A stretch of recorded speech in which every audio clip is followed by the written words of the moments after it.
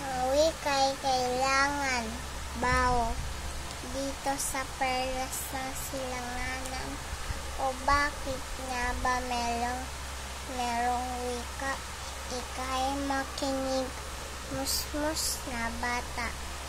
Bansay walang saysay kung walang wika. Malungkot, mapait ang buhay ng bawat isa. Ang wikang Pilipino'y mahalin at bigyang halaga. Ating gamitin sa tuwina. Kaya halina't magtulungan upang patatagin ang wikang kinagisnan. Bow. Very good.